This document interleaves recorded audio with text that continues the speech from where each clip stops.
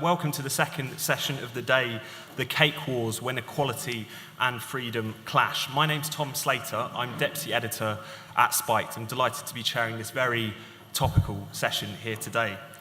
So I'm sure many of you will be aware that the initial spur, or at least the story that's got everyone talking about in relation to this issue, is the case of the Ashes Bakery in Northern Ireland. A few weeks back, at an appeal court in Belfast, a judge upheld a previous decision against Ashes, a Christian-run bakery, that they had discriminated against a customer, Gareth Lee, when they refused to make a cake bearing the slogan, "Support Gay Marriage." So the MacArthur family, who run Ashes, claim that this is undermining their freedom of conscience, that they are effectively being compelled to express a view that they fundamentally disagree with, whilst Lee's case against them suggests that they discriminated against him on the basis of both his sexual orientation and his political position on gay marriage. So in some ways, of course, this is a case that sits in a very unique context. Finola Meredith, who's a columnist on the Belfast Telegraph, joked recently that only in Northern Ireland could people get so hung up on the sexual orientation of baked goods. But nevertheless, of course, this comes in a context of many similar cases, on both sides of the Atlantic, to do with perceived acts of discrimination, mainly on the basis of religion through adoption agencies, B&Bs, many other examples. And it also raises some fundamental questions in relation to, if we are to have freedom of conscience, does that entail the freedom to discriminate? Does equality necessarily mean ceding some of our freedom?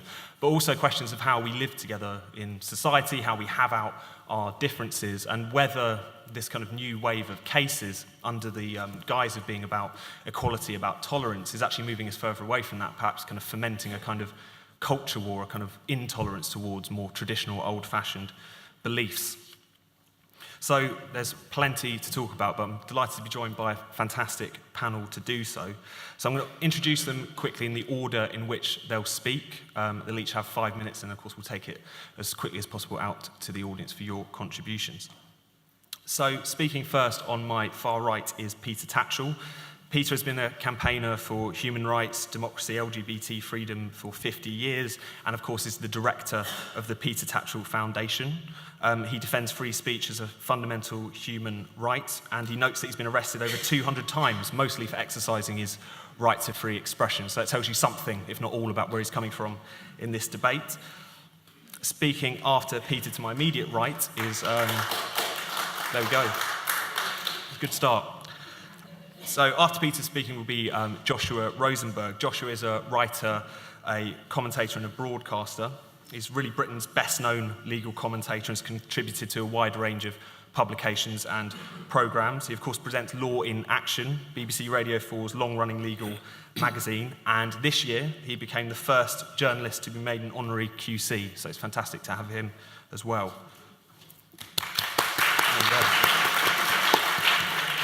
And finally, on my left is Simon Calvert. Simon is Deputy Director for Public Affairs at the Christian Institute, a non-denominational Christian charity committed to the furtherance and promotion of the Christian religion in the UK. And the Christian Institute backed the MacArthur family in the Ashes Bakery case through its legal defence fund. And Simon has spoken and appeared regularly on TV and radio defending Ashes in that case. So, to kick things off, Peter, your 5 minutes, please. Well, Mr. Chair, I may be on your far right, but in terms of the audience, I am quite rightly on the far left. My starting point is that from my personal understanding of human rights, the Ashes verdict was a defeat for freedom of expression. And that's because freedom of expression is not only the right to express an opinion, but also the right to not be compelled to express an opinion with which one disagrees.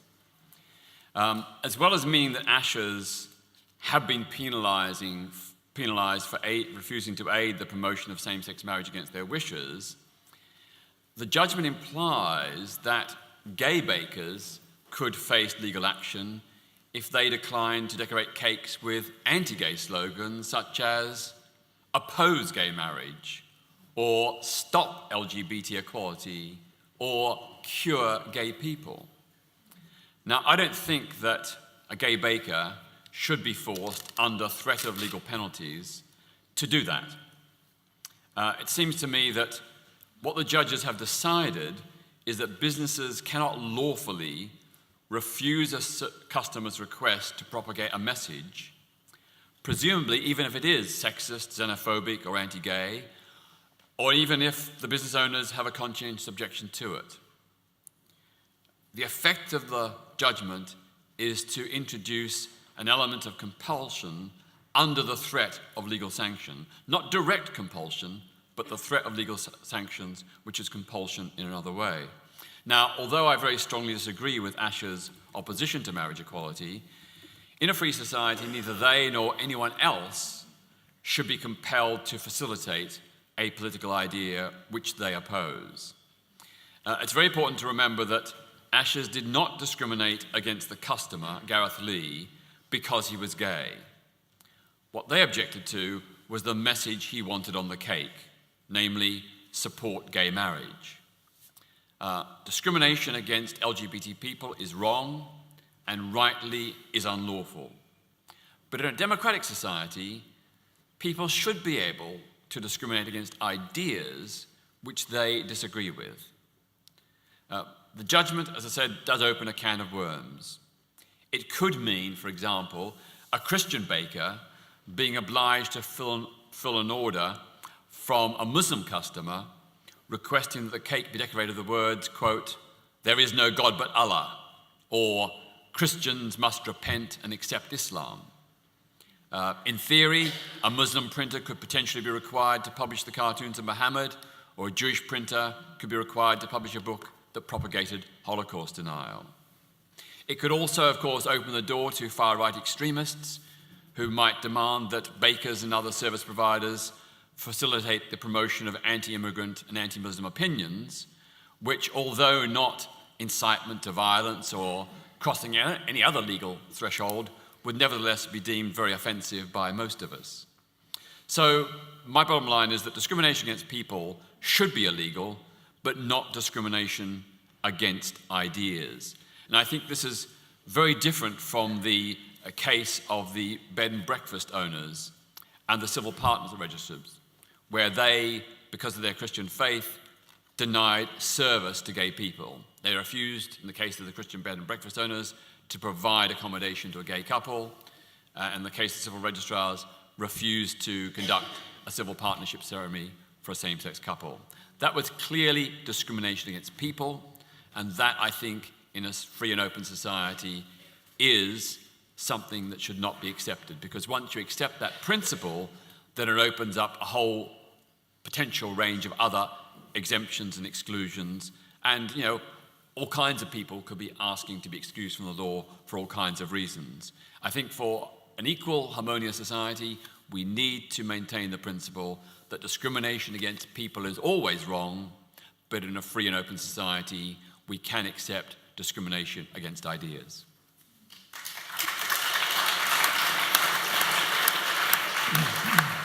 Thank you, Peter. And Joshua.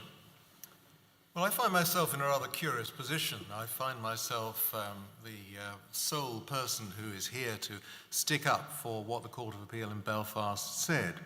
And I'm very happy to do that, but I should say that it's a difficult position to be in, because quite a lot of what Peter said and quite a lot of what Simon is going to say, I will find myself agreeing with.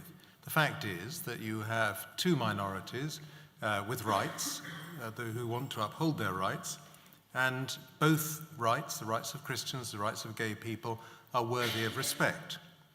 And the question for the court on this occasion is what should happen if they clash. Now, Peter has given you all sorts of examples of what might happen as a result of this judgment, presumably in Northern Ireland, because it applies only in Northern Ireland. As far as I know, none of these things has happened, and as far as I know, none of these things will or even could happen. Peter suggests that this judgment suggests gay bakers could be at risk of legal action if they refuse to decorate cakes with homophobic wording. He suggests it gives a green light to far-right extremists to demand that businesses facilitate the promotion of anti-immigrant opinions. He suggests it might require a Muslim printer to publish cartoons of Muhammad, a Jewish printer to publish a book propagating Holocaust denial, and a Christian baker to publish a cake that says, there is no God but Allah. And none of this is true. All that the court has decided on this occasion is that Asher's Bakery discriminated against Gareth Lee on grounds of sexual orientation, and that the company had no defense under the Human Rights Act. And it's very simple. All Ashers need to do is to stop making custom cakes, cakes that are made to order, cakes with bespoke slogans. And indeed, they have said they'll do that, although as far as I can see from their website, they still do offer this service. They did say, apparently, during the argument, this is recorded in the judgment, that they would stop making these cakes apart from birthday cakes, which are presumably okay. And once they do that, there's no problem. And of course, even if they were to make these cakes, there's no suggestion that Ashers are supporting the message that the cake contains. The cake doesn't have "Made by Asher's Bakery, Royal Avenue, Belfast" stamped on it. There's nothing on it to identify the producers of the cake, the people who decorated it, with the message that it contains. And Peter is wrong also to suggest that it would be compulsory to publish these messages, because they would always be subject to the law of the land. It's an offence to display threatening written material if you intend to stir up religious hatred. It's an offence to publish written material that's likely to stir up racial hatred, and that probably applies to Jews and Muslims too. So the general law would apply, and there's no requirement under this case, if it's upheld on appeal, if it does go to appeal, to do any of the things that Peter suggests. We all support freedom of conscience. We all support equal treatment. Everybody has the right to freedom of thought, conscience, and religion, as Article 9 of the Human Rights Convention says. But the freedom to manifest your religion, to give effect to your religion in public, is limited in order to protect the rights of others. And if it were not for that, then a religious belief could dictate what the law is. And what the court has said, and what I agree with, is that Ashers may not manifest, the company that makes the cake, the McCarthy family, mustn't manifest their religious beliefs in the commercial sphere in a way that's contrary to the rights of others, and that is a very fair principle. If you provide this service, you must provide it equally. And the only thing that the judge was asked to decide was whether he was correct, whether the lower judge, District Judge Brownlee, was correct as a matter of law to hold that the company had discriminated against Gareth Lee directly on grounds of sexual orientation, and the answer to that was yes. This case is not about forced speech. Mr. Lee didn't want Ashers to support gay marriage, and as the judges said, the fact that a baker provides a cake for a particular football team or portrays witches on a Halloween cake does not indicate any support for either. Thank you. And Simon. Well, just to take a step back for a second, one of the keys to addressing the clash between equality laws and freedom is to recognize that it is a clash of worldviews. None of us is neutral. We all have belief systems which we use to account for the way things are and the way we think things should be. But there is a danger with equality law that some people, dare I call them the liberal elites, but some people think that their beliefs are unbiased. They think their beliefs are neutral, and so they think that other people's views, traditional views, religious views, views that are otherwise challenging, they think that those views are biased and therefore less valuable. And I would argue that they use equality legislation to impose their set of beliefs, and that is damaging free speech, and that is damaging freedom of conscience. You know, the MacArthur family deliberated for 2 days on what to do after that order came in for the Support Gay Marriage campaign cake. And Mrs. MacArthur telephoned the man who ordered the cake to explain that their Christian beliefs meant they couldn't print that particular message that he wanted. And he, to his credit, thanked her for her politeness. And he told the court as much in his evidence. But we all know what happened next. Well, a ComRes poll shows that 2/3 of the population think the case against them should never have been brought. 90% of people apparently agree with the statement that equality laws should be used to protect people from discrimination and not to force people to say something they oppose. Well, Peter and I are in the 90%. But whilst we agree on many things, Peter and I part company on those other cases that have been used in the publicity for this event. The B&B owners, Peter and Hazel Mary Bull, and the Civil Partnership Registrar, Lillian Liddell. But we cannot limit freedom only to the right not to be compelled to say things. It also extends to not being compelled to do things. A lot of people sympathized with Lillian Liddell. She made a polite request to her employers, Islington Council, not to be designated as a civil partnership registrar. That would have been on top of her long-standing job as a marriage registrar. And she made her request before the new law had even come in.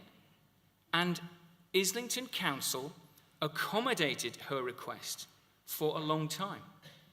And during that time, according to Islington's evidence in court, they still provided a first-class civil partnership service. So not a single person was refused any civil partnership service. The system carried on seamlessly for the public, while at the same time accommodating Lillian's request to carry on just doing the work that she'd always done. When we took her case to the European Court of Human Rights, Joshua called for a fair and balanced approach to competing rights. And when she lost, many of us thought that they'd failed to do just that, though there was a strong dissenting opinion. Peter and Hazel Mary Bull operated their policy of double beds for married couples only because their B&B was also their home. And they had to politely explain that policy to many unmarried heterosexual couples over the years. They offered them single rooms. And they applied that policy to their own family if unmarried couples came to stay. And they even put it on their website to let people know about it in advance. And no one sued them because there's no discrimination law covering unmarried heterosexual relationships. It was only when the two men in a civil partnership came to stay that litigation ensued. Now, a lot of ordinary Britons think that you should not be able to sue someone to force them to give a double bed under their own roof to an unmarried couple, even if you are a B&B. And even one of the judges who ruled against them, Baroness Hale, later publicly questioned whether equality law had got the balance right in that case. And a lot of people felt that ordering Lillian to do civil partnerships was unnecessary. They felt sorry for her when she lost her job. We have to ask, do these injustices, which leave a bitter taste in the mouth, do they really help the cause of equality? Does it help to bring the law down so harshly on one side of a controversial argument? You have real people at the centre of these cases. Now, as it happens, all the cases that have been referenced are Christian Institute cases, but there are others. I know the people in these particular cases. Those people dragged through the courts have all paid a high personal price. They didn't mistreat people. They didn't go out of their way to offend people. They were just going about their own businesses. And in each case, they didn't turn down a person because of an inherent feature of that person.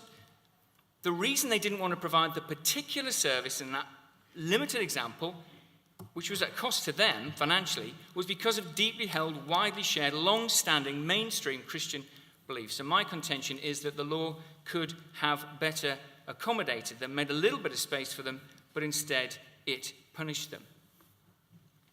So equality law must be changed. It was not handed down from heaven on tablets of stone. It was written by civil servants and politicians and campaigners, and people make mistakes, and that's why the law can be amended. Parliament is constantly revising existing laws to correct mistakes and revisit policy goals.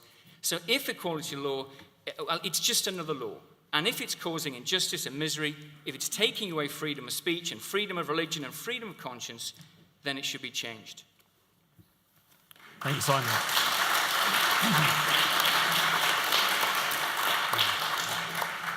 Thank you all very much. Now, it is a very short session. I do want to come out as quickly as possible, but they've all kept immaculately to time. So we've got a little bit of an opportunity to tease out some of these differences for you to come back on some of the challenges that have been made. So, Peter, just in response to Simon's point about the B&Bs, etc., because whilst we could recognise that there might be different cases, there's certainly issues of conscience there if you have someone, again, operating in their own home. Is there not a case that they do have some freedom of association rights, that it would impinge upon their freedom of conscience to effectively allow people into their businesses, which would challenge that? Is there not some room for the freedom to discriminate, or else wouldn't we lose that sense of conscience and freedom of association? Well, I don't think it's significant whether the service is being provided in the person's own home or in other premises. I think the principle is that if you provide a public service, you should not be permitted to discriminate. And I take the same view across the board. So if a Christian B&B owner refused to serve a gay person, I would oppose that. Equally, if a gay bed and breakfast owner refused to accommodate a Christian person, I would oppose that as well. I would say the obligation goes both ways. I oppose discrimination against Christians in the provision of services and other people of other faiths, just as much as I oppose discrimination against LGBT people. So to me, the principle is the same and should be equally applied across the board. And Joshua, just on the point of whether or not this is actually aiding equality, if equality law and these equality cases are actually making that bit of an impact, do you think there is a danger with things like the Ashes ruling, whether or not it sets a precedent, whether or not it leads to a kind of landslide of these cases, that it does kind of intensify these problems, it kind of inflames them, and might fuel a kind of sort of culture war between those two constituencies? Do you think there's a danger that these equality laws would actually, as Simon has suggested, kind of set us further back in relation to tolerance? Yes, I think that is right, and it's interesting to see what the court said. They expressed concern about the role of the Equality Commission of Northern Ireland in pursuing this case, and the fact that they didn't offer any assistance to Ashes, and that might have given the impression that they weren't interested in assisting the faith community. It shouldn't have been beyond the capacity of the Commission to provide advice to the appellants, that's the MacArthur family, at an earlier stage. And so it is true that if you have, and Simon makes this point very eloquently, if you have a charitable organisation facing a publicly funded body, then obviously the charitable organisation is at a disadvantage, and the public body, the Equality Commission for Northern Ireland, is choosing to take sides in a case where you could argue it both ways, which is why it's such an interesting case to write about. So yeah, there are concerns, and in reality, as I said at the beginning, these cases are about good people on both sides from different minorities whose interests happen to clash on a particular occasion, and it is up to the courts to compromise. And of course, in the case of Lillian Liddell, the Strasbourg court did find for one of the appellants, this was the British Airways lady, Natalie Wader, wasn't it? And who wanted to wear a small cross on her British Airways uniform, and BA didn't allow it at the time, and eventually they did, and the court, rather cautiously, as the Strasbourg court does these days, decided, well, since British Airways has changed its policy, it's perhaps safe to find on in favour of her. So these are difficult questions, and ultimately you've got to strike a balance. But I agree with Peter that discrimination of all sorts is wrong. The problem is when you have one minority discriminating against another, and a court has to come down on one side or the other. And so, Simon, on that point of discrimination, because what struck me is that both in terms of Ashley's case, it has been made largely, it feels like, in relation to freedom of expression. Now, of course, I do recognise that being in some ways compelled to express an opinion you don't agree with, or to collaborate in supporting a campaign, etc., is akin to censorship. You know, being made to say something is as bad as being told you can't say something. But at the same time, I wonder whether you're kind of dancing around the issue here, which is discrimination, and whether or not, whether or not we should be making an argument for the freedom of people to discriminate as a part of an important part of a free society, of free association and of conscience. Are you avoiding that at all? Well, I mean, I want to say to Peter, first of all, that I'm not talking about turning away people as people. We're never talking about that. We're talking about cases where the particular thing that you're asked to do in the particular context raises a conscience issue, and I mean a serious conscience issue, not just a whim or a prejudice. And And I'm also talking about something which does not apply in 999 cases out of 1,000. It's a very tiny number of cases where these issues arise, but all we are calling for is something called reasonable accommodation to be written into equality law. So in that tiny minority of cases where there is a clash of rights, so that the court is obliged to go through a careful process of assessing and balancing the competing rights to see whether reasonable accommodation can be made for both sides. And we would argue it on this basis, that the duty would fall on the person claiming to have a conscientious objection to prove to the court that they have a genuine, cogent, respectable, well-established conscientious belief, whether religious or otherwise. And if they can't, or if accommodating them would be unreasonable, then they still lose. But in cases like Ashes and the Bulls and Lily in the Dell, it might sometimes result in a fairer and arguably a more humane outcome. Excellent. Now, I know there's plenty more that you want to come back on, but I just want to go out to the floor now. So if you stick your hands high. Have we got a couple of microphones going around? Great. So there's a clutch down here at the front left corner, and then Naomi, do you want to come down here to the front? So we'll take you two, you in the front row, you there, and then front row there. Hi, it's got me thinking, if I was a baker and asked to write a slogan saying support the BNP, I could not do it. So, and the thing that the answer isn't you shouldn't be making any slogans, putting any slogans on cakes. It's going to stop me saying making a cake that says support the anti-war movement. So I don't think that's actually an answer. Thank you. And there was someone just 2 rows behind you. Kerry Dingle from World Right and World Bites. A couple of quick things. Firstly, don't we discriminate all the time in society? And we have to, on the basis of people's capabilities, their qualities, where they're suitable for a job or to be in a play as a particular part or whatever. We do discriminate absolutely all of the time, but we have overcome the discrimination on the basis of sex, of race, in terms of disability, in terms of gender, thankfully because of a belief in a universal humanity, and that those things are not causal in relation to any of our abilities. Therefore, I would say that what we've got here, because what we clearly have is a failure of an understanding of that belief in our universalism, the resurrection of ideas of difference, especially through the prism of identity politics, a complete failure to have the clash of ideas and of wills that we need, and therefore looking to the law, to litigiousness, to the state, and to affirmation of everything we do, whether it's the cake we want or whether it's the kind of B&B we want to run. We don't just get on with it and go and win the arguments, and that's what we're left with, and I think that is a real failure of the left to stick up for what we really need, and it's going down a very dangerous path. Thank you. Oh. Great point. And down here. Vera Lustig. Simon, you used the expression, you said something about the law not being handed down from heaven on tablets of stone, unlike, I assume, religion. And to me, religion is an ideology which is buttressed by a professed belief in the supernatural.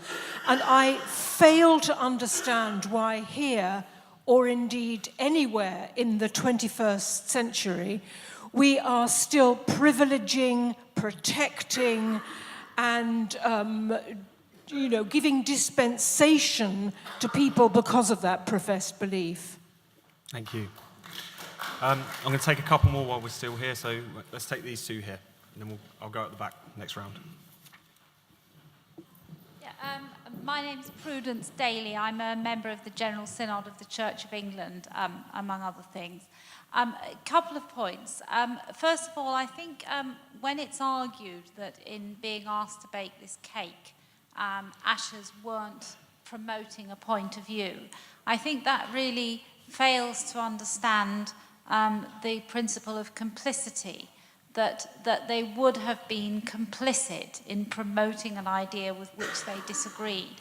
And I mean, it's not hard to imagine oneself in that situation, as the lady in the front row did, wanting to promote, say, an anti-war slogan, but not a BNP one. And it's not just illegal ideas that people may be asked to promote and not want to be involved in promoting, but just anything they strongly disagreed with. But the other point I wanted to make was about proportionality of consequences.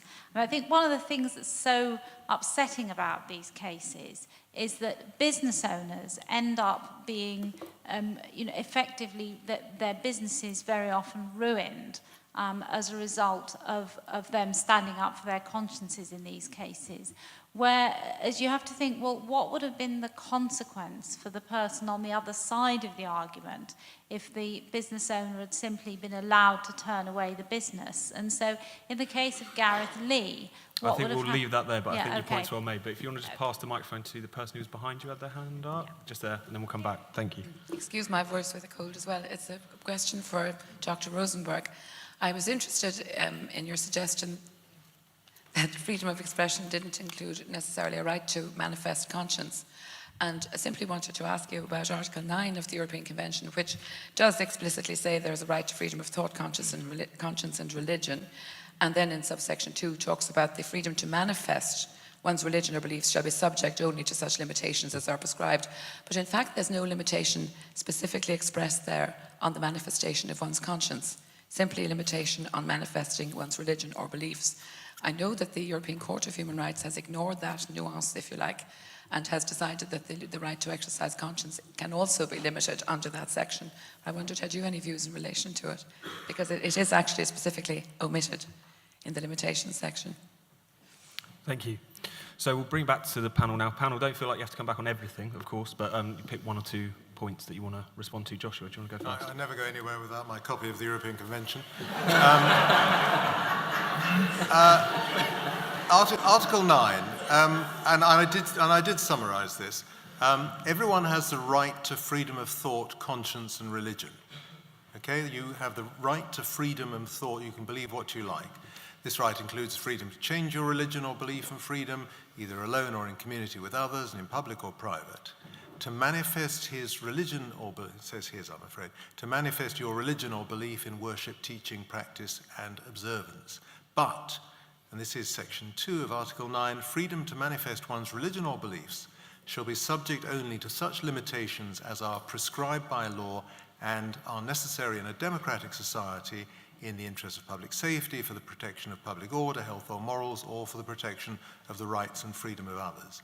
Now, what that means is that you can believe what you like, but there are restrictions on manifesting your belief. Nobody's going to stop you believing in your faith or no faith, your conscience, or anything like that, but there are limitations on manifesting your religion, and they are proportionate, as the previous speaker said, and they have to be necessary to protect others. And obviously, where you draw the line between protecting the rights of others and the freedom to manifest your belief is the sort of thing that the courts have to deal with.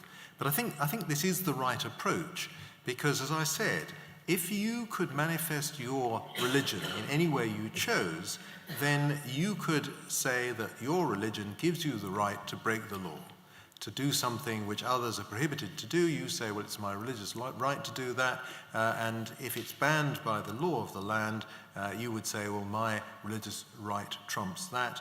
And as the penultimate speaker, the speaker two back from you, who said, why are we privileging religion, would argue that isn't appropriate. So I think that Article 9 does have the right balance in mind, although I accept that it can be interpreted with some difficulty when you get to the difficult points.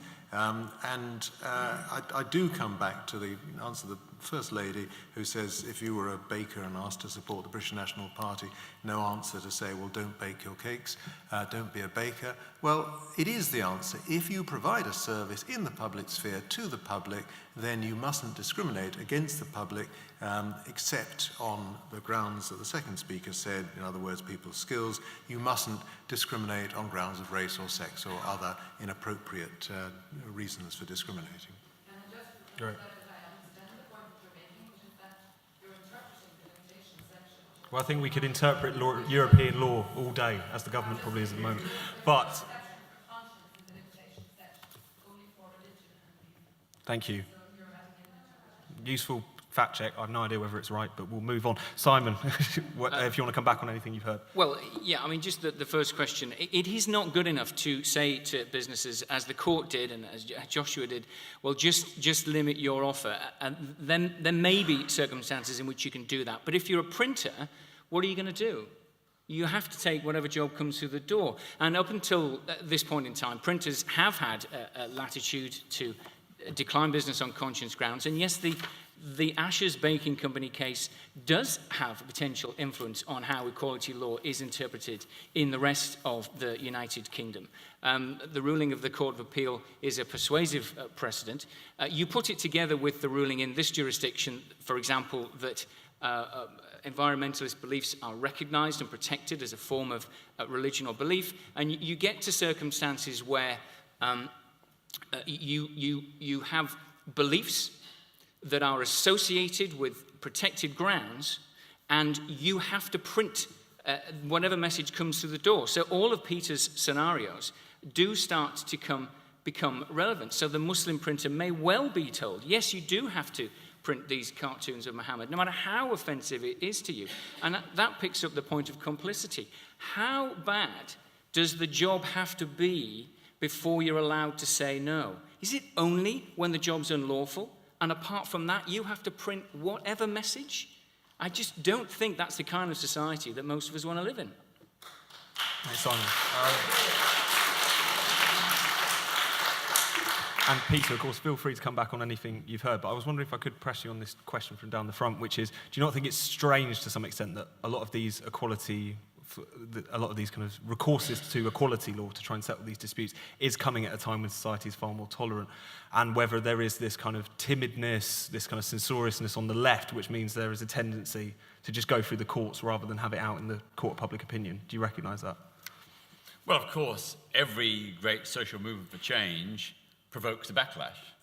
And of course, when new legislation is introduced, often the opponents and the critics fight back. And you think about the battle for black civil rights movement in the United States in the 1950s and 60s, what a lot of people forget is that as gains were being made in the courts, backlash happened all across the Deep South, and the number of killings and lynchings of black people actually increased during that period. So backlash is sadly, and I emphasize sadly, a part and parcel of the process of social change, and it's indicative that those who have had traditional power and privilege are fighting back to maintain their position. The point I'd like to address is the one about manifestation. I defend absolutely the right of people to manifest their religious beliefs, even though I'm an atheist and I disagree with what they're saying. And there have been too many cases in this country where Christian people have, for example, manifested their belief against homosexuality by holding up signs like "Stop homosexuality, stop lesbianism," which was the case of Harry Hammond in Bournemouth about 10 or so years ago. And he was actually convicted under the law, under public order law, for committing an illegal, unlawful act. Now, he wasn't inciting hatred or violence. He wasn't using abusive language. He was expressing an opinion that I disagreed with. But nevertheless, I defended his right to say that and opposed the fact that he was prosecuted and convicted in a court of law. So the kinds of ideas or messages that could fall within the term unlawful or within an interpretation of the law is much more wide than I would like to see. On the question of should we be allowed to just have a contention of ideas, that people should be allowed to discriminate and say whatever they want and do whatever they want, well, of course, in principle, that would be great. But there are power imbalances in society. 30, 40, 50 years ago, there was a lot of prejudice against Irish and black people in this country, and lots of landlords refused to host tenants who were black or Irish. That was their freedom to discriminate. And thankfully, quite rightly, we've introduced laws to prohibit that, because that created a severe disadvantage for Irish and black people. when it comes to the issue of this particular court judgment in the Ashes case, one of the arguments was that Gareth Lee was, because he was gay, he was one of the people protected under the so-called protected characteristics. In equality laws in this country, there are, I think, 9 different protected characteristics which are explicitly protected against discrimination, whether it be, it's mostly in action, but sometimes it's been interpreted in terms of words as well.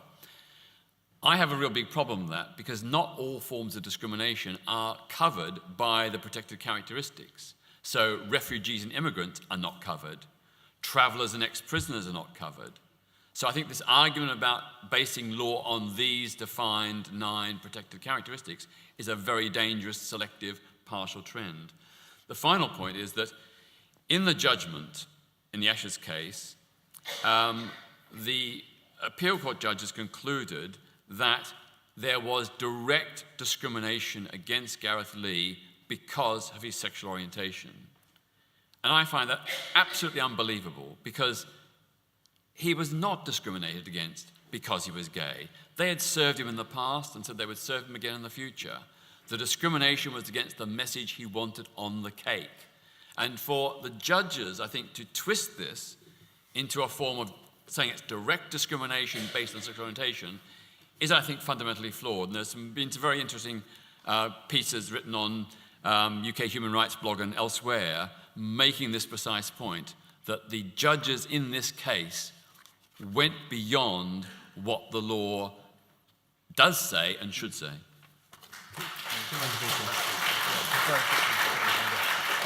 So just very quickly. Very briefly, I think there that Peter's point about the judges is a very strong point, and it is difficult to see from the judgment why they did this, but they took the view that the cake he wanted was a direct consequence, I think, of his sexual orientation, and that was why they decided it. But the point I really want to pick up is Simon's point about the printer.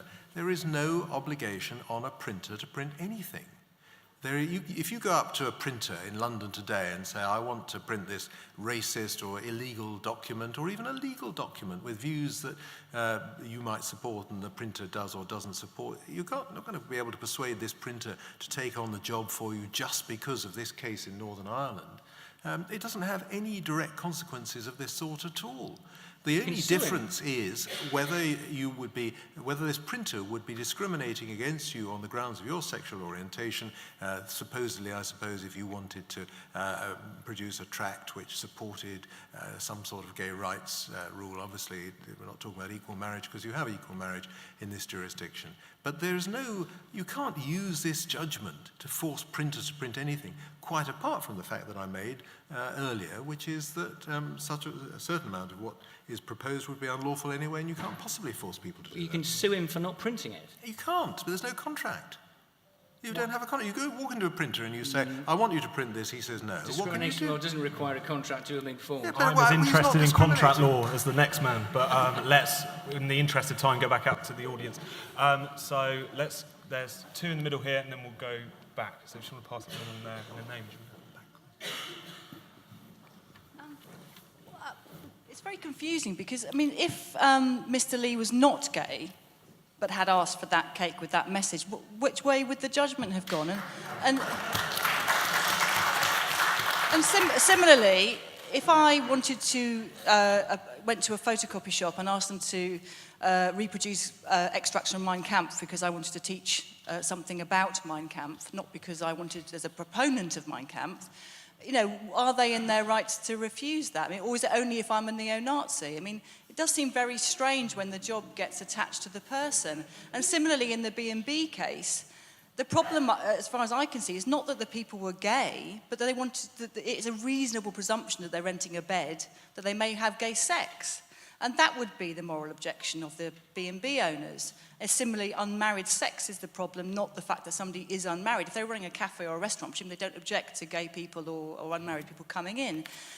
I've got no idea how you would resolve this, and I would bend the stick towards people being able to free to exercise their conscience. But at the same time, when you kind of tangle up people's identity fights and squabbles with these kind of very normal everyday acts of commissioning goods and services, it seems really, really unhelpful and confusing. Thank you. One at the back. Brendan O'Neill, editor of Spiked. I'm really worried about the way we use the word discrimination now and what we mean by it. Obviously, there are lots of different legal and moral meanings behind the word discrimination and cultural meanings as well. But in the social sense, what it is traditionally meant for most people is that there is a group of people who are severely disadvantaged. They are discriminated against. Their ability to engage in public life or work or society is restricted through acts of discrimination. And I just don't think that the cake case taps into that kind of description at all, because these guys could have gone to almost any other cake shop and got what they wanted. And I'm wondering, can't society cope with the existence of a tiny number of religious or faith-based companies or groups who simply don't want to serve certain people, or say certain things rather, on the basis of their conscience? And I think, who could possibly argue that gay people don't have equality in Britain in the 21st century? It's unarguable, of course they do. So the idea that they are discriminated against just doesn't hold up. It wasn't that they were severely disadvantaged by the act of one bakery, it's rather that they were made to feel bad by it. And I think a lot of equality law is now actually about protecting people's self-esteem rather than guaranteeing their right to engage in society. And I really think it's a bad, terrible, awful idea to invite any wing of the state to intervene in the propping up of people's self-esteem. Thank you. I think someone's got the mic in the middle. So this question is to Peter. You described this case as a backlash, but to me it seems more like a sort of forward lash. And I think a backlash would have been Christian people going around looking for gay bakers and asking them to write quotes on their cakes saying that gay marriage is a sin. So, I just think you've got this one backwards. It's more of a forward lash. Thank you. Thank you. I think we've got a gentleman right at the back. Yes, picking up on what's just been said about can you help me with a bit of information, maybe? Why were alternative suppliers not approached, alternative bakers or alternative bed and breakfast people? We've talked about alternatives that registrars that can be used, alternative doctors that can be used. Why were not alternatives used? And saying the unsayable, is there not ever so slight a hint that these two businesses were targeted in order to make a point? I'll happily answer that. Yeah, we'll come back on that. I just want to take one more quickly. There is someone just in the middle there on my right-hand side, and then we'll come back. The simplest principle of commerce should be that there's a willing buyer and a willing seller. And just going on from what Brendan O'Neill just said, would there be any really serious consequences in society if we just observed that simple rule? Thank you. So, we'll come back to the panel now. Joshua, did you want to come back on that second to last point? The question, one from the end, was about an alternative shop. In fact, Mr. Lee did go to an alternative shop. He did order the cake he wanted. He got the cake. It was produced in time for the party that he was having, and that was fine. And of course, he got his money back from Asher's. That's just, I was asked about the facts, and those are the facts. I was also asked whether this was some sort of setup. I don't think Mr. Lee, who was a regular customer of this shop, knew there would be any problem. The shop doesn't advertise itself as being a Christian baker unless you pick up the reference in the name Asher's Bakery, which is the book of Genesis. Well, some people would, and most people wouldn't. But, it's a biblical verse relating to the tribe of Asher. Bread from Asher shall be rich, and he shall yield royal dainties, is the translation used in the judgment. But, that is the only way in which the shop was identifiable as being run by a Christian family. And I don't think Mr. Lee thought this, and I don't think he was trying this on. I don't think he was trying to provoke a case. And you can see how much he hated the publicity. He only spoke once at the very, very end and gave no interviews. And I think you do have to see this in the context of Northern Ireland. Brendan says, well, we've got gay equality. Not in Northern Ireland, they don't. Gay people cannot marry in Northern Ireland. And although the judge spoke about the background of Northern Ireland having a large and strong faith community, he said the LGBT community has endured a history of considerable discrimination in Northern Ireland. Homosexual acts in private between consenting males were criminalised until 1985. They weren't legalised until 1985. The effect was to diminish the participation of gay people in many aspects of our community life. Those who were gay were reluctant to expose their sexuality. Some were subjected to blackmail. The conflict between the potential for conflict between the rights of the LGBT community and the religious community has unfortunately long been a feature of public debate in Northern Ireland, and so on and so on. And there is no prospect of gay marriage in Northern Ireland, the politics of the province being as they are. And if you want my personal opinion, that has very much informed the way that these judges have come down in this way. They saw Gareth Lee as a person who was discriminated against. Certainly, Peter can rightly argue that he wasn't discriminated against on the grounds of his sexuality, that he was discriminated against on the grounds of the message he wanted on his cake. But the judges saw it as discrimination against a gay person. I suppose they felt guilty about the fact that the country in which they are judges has discriminated much more than the rest of the United Kingdom and continues to do so against the gay community. And I suppose deep down, if there's some policy behind this, they felt it was their opportunity maybe to redress the balance in favour of the gay community. It's not a very legally sound argument, as Peter has pointed out, but I do see why they wanted to do this. Simon, is there anything you want to come back on? Well, yes. There are photographs online of the campaign event at which the cake appeared. It was hosted by the mayor at a local civic venue, and that's what they wanted the campaign cake for. And they got their cake. I think, yes, I know what you want me to say. They had their cake and they want to eat it as well. Well, But Peter, from my perspective, of course, is both infuriatingly fair and infuriatingly unfair. I do want to give full credit to Peter for the many times over the years where he has been willing to stand up for the expression of views with which he profoundly disagrees. And I've lost count.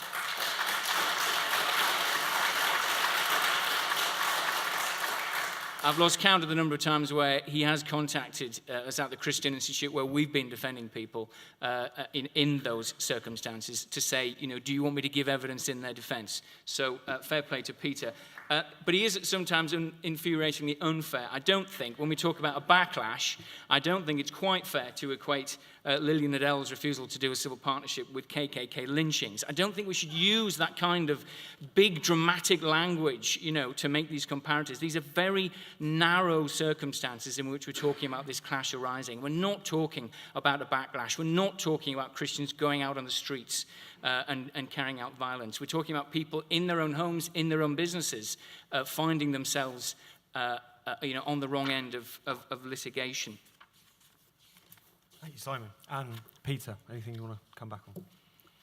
Just to pick up on that point, we are in a context now where an increasing number of Christians, and indeed people of other faiths, do say they're persecuted because of their religious convictions. And there have been a number of cases, which Simon just alluded to and I mentioned previously, where people of faith have been unjustly prosecuted for expressing a non-threatening, offensive but valid opinion in the terms and context of a free society.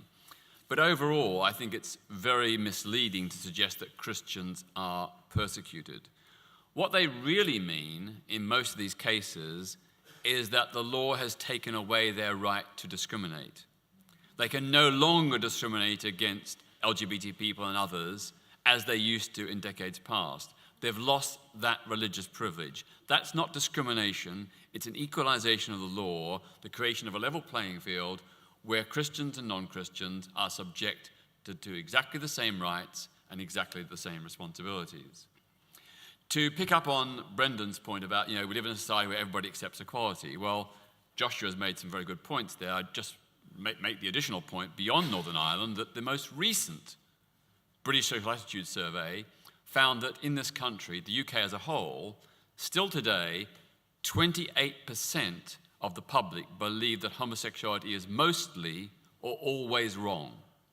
That's over a quarter and heading towards 1/3. In Northern Ireland, it's even worse.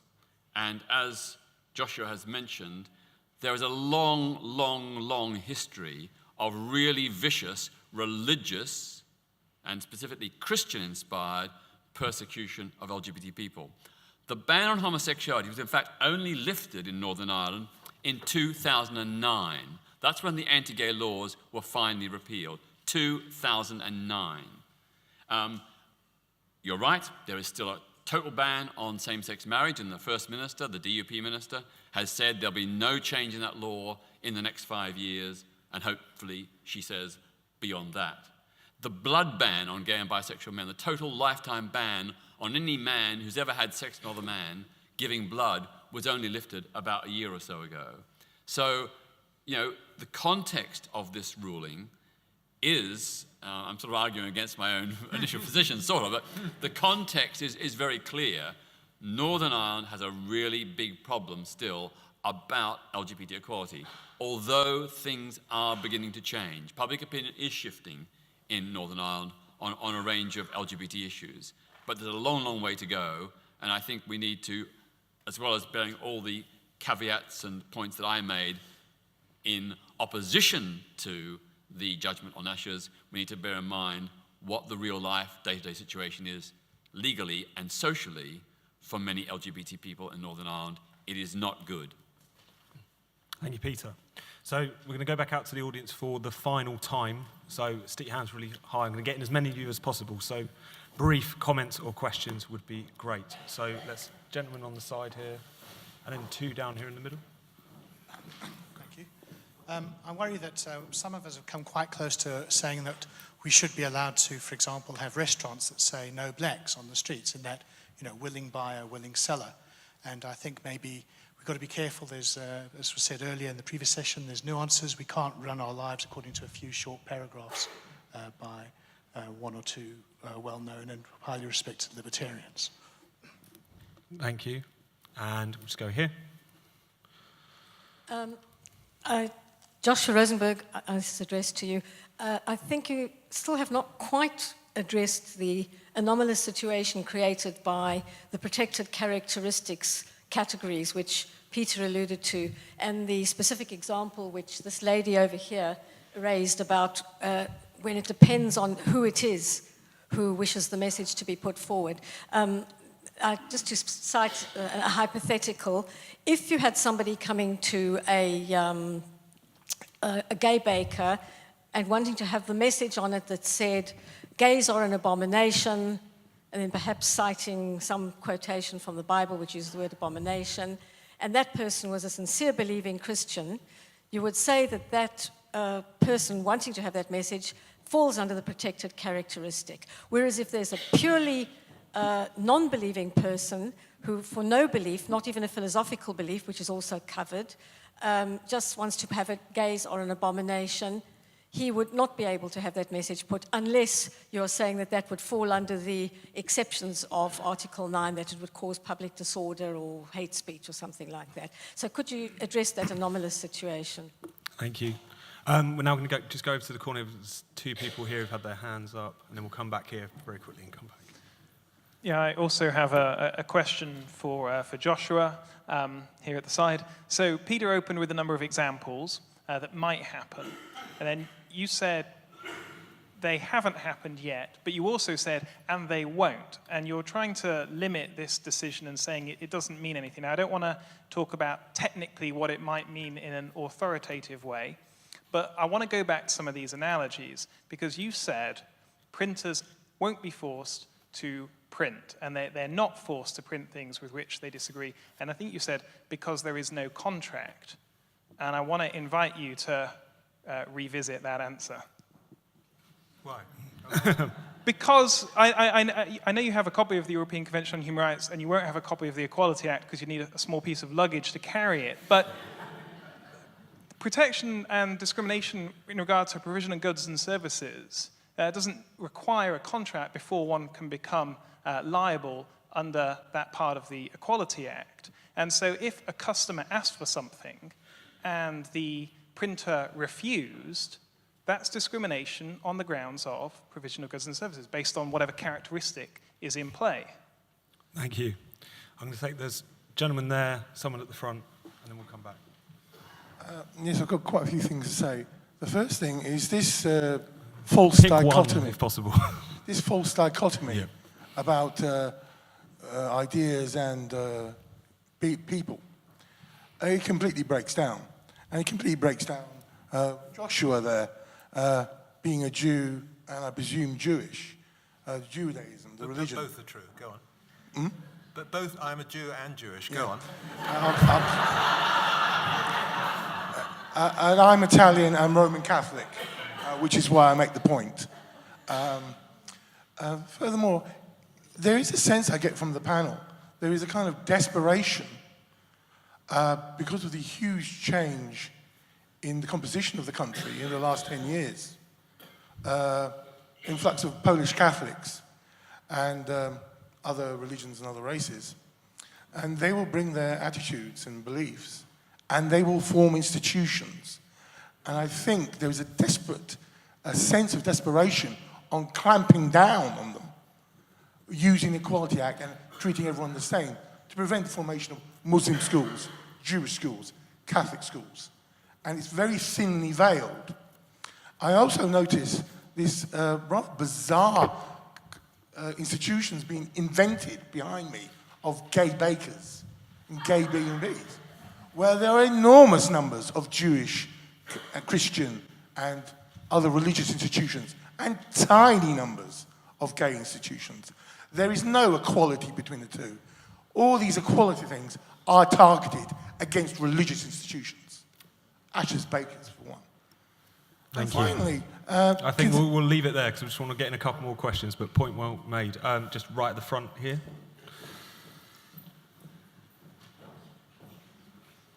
Hi, thanks. I think for me what this illustrates is the increasing use of the law in people's everyday lives, in every aspect of our lives. And it strikes me in particular that the failure to convince people leads us more and more to look to the law to impose regulation upon people. So in the past, it was much more that I would say the law should get out of people's lives. That's why, for example, there should be no discrimination against homosexuals, and they should be able to live their lives as they like.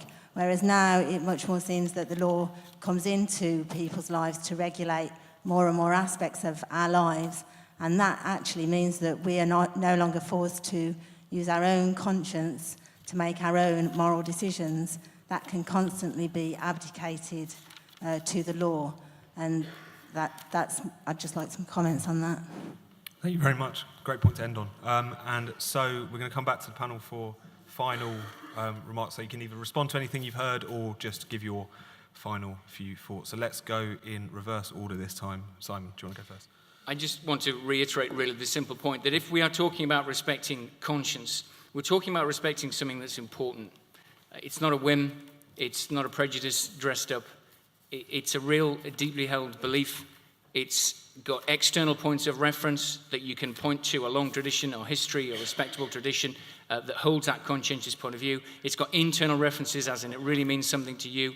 And all we are arguing for in this context is for a tweak to equality law, reasonable accommodation, which gives the court an opportunity to assess the veracity of those beliefs in these small number of situations where you get these conscience clashes. Thank you, Simon. And Joshua, anything you want to come back on? The lady in the front row suggested that we're using the law too much, and there was another person in that part of the room who also said that we should fight with ideas rather than with the courts, and I agree with that. I think we do use the law too much. It makes good copy for people like me and entertains the rest of us, and it's very generous of people to risk their reputations and sometimes spend their time and money, and it keeps the law going. But a very good approach is to avoid litigation like the plague.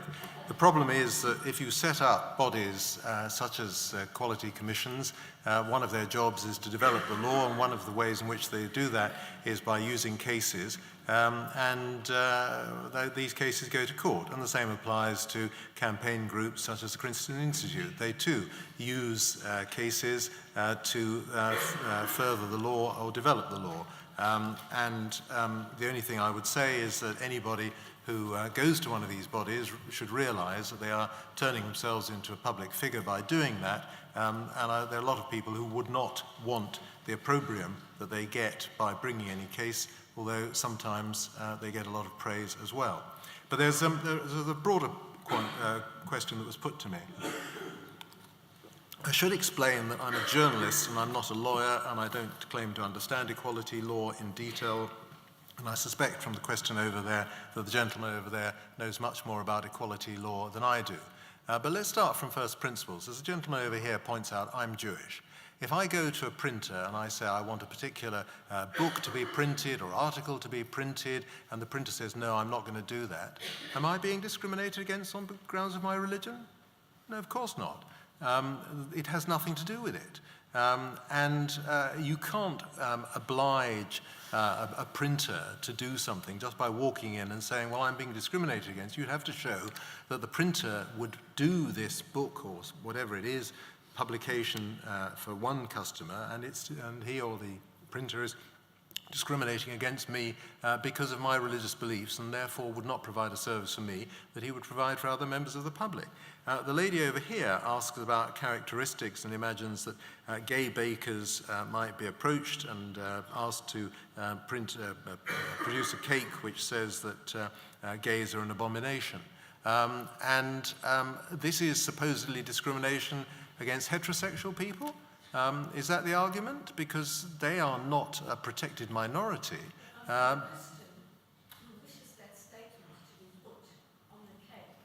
Well,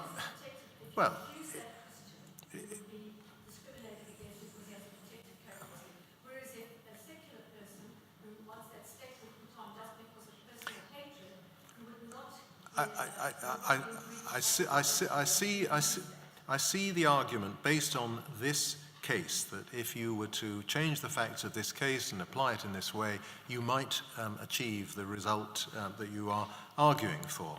But all I can say is that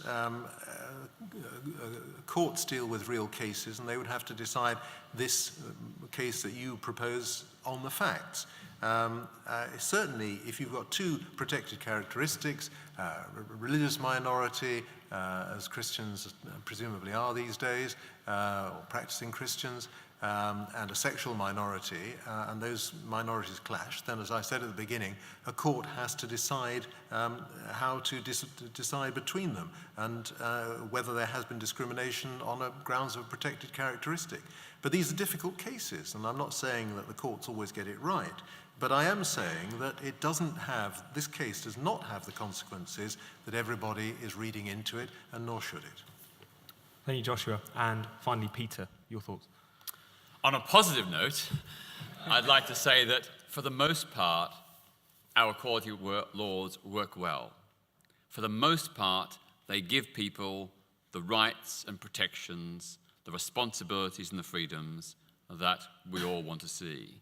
It is only in a small number of cases where you have these kinds of conflicts. And I accept entirely that in the Ashes case, there are pros and cons on both sides. But in my personal view, given this clash, given these pros and cons on both sides, I choose to err on the side of freedom of conscience, belief, and religion. That's my personal view. With regard to the guy there who mentioned about the example of Jewish bakers, I think you suggested there were more Jewish bakers than gay bakers. Well, I'm not too sure where that statistic comes from. Sorry? You never heard of a gay baker? I'll give you the names and addresses of several. But this isn't about numbers. I mean, the Jewish population of this country is about 1%. The LGBT population is about between 5 and 10%. It doesn't matter what the numbers are. It doesn't matter if there's only one Jewish person or one gay person in the entire country. That person has equal human rights. So I don't think we should play the numbers game. We should try wherever possible to recognize and support the equal human rights of both communities. Thank you, Peter.